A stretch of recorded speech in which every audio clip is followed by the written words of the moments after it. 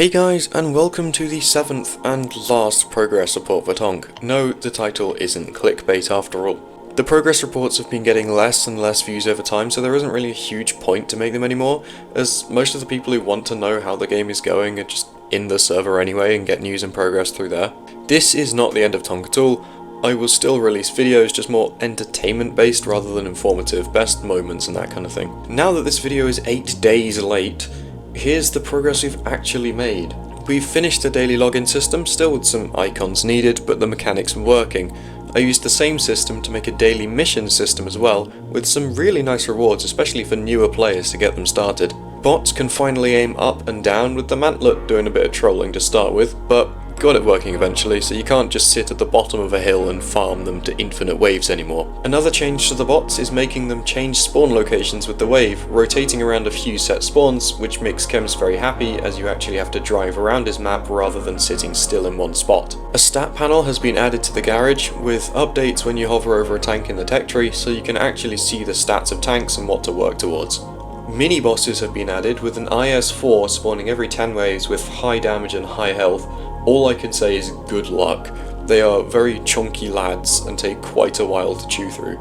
Very rudimentary random events have been added, with plane crashes on Hoveria, Desert Storm and Golden Coast, and the water on Sadnael being raised then lowered after a few waves.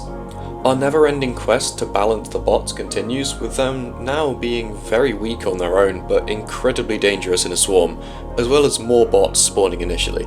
Probably the biggest change over the past 3 weeks has been Chems finishing his gun controller system with much better projectile logic. No HE or heat yet, but I'm gonna make them within the next few days. The new projectiles also include a new armor system, which is much more efficient, has a bit more lag when the bots are actually spawning, but when they've been spawned, the current bottleneck is actually rendering the tanks themselves. The new gun controller system allows multiple turreted tanks as well, with the M3 Lee being added in the previous update, and last night I actually made it use the 75mm as it should do, with a limited gun arc, paving the way to any other double turreted tanks in the future. Sadly, we are currently limited to 2 turrets due to the gun controller, but an OI with all 3 turrets would be really funny, so we might work on it at some point. Many people have brought up the various shenanigans on Golden Coast, so I finally got round to fixing it. It's not perfect, but the nav mesh is much better.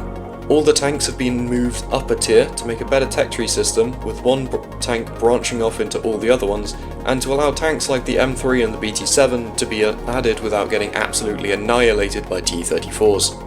2 new high tier tanks have been added, being the AMX-13-105 at 4 star, and the one and only Mouse at 5 star, being able to use both its 75 and its 128mm with similarly insane armor. It is currently in the tech tree after the VK100.01p, but it will be moved to the engineer once something else we have in mind gets added. Due to community sentiment, I will be focusing on fixing the game as it stands right now rather than adding new content. Chems is still making new content, but I will ensure it's sufficiently bug-free before releasing it. Now, that's all for this one. I will see you guys in whatever video I make next, whatever that may be. I hope you have a great day.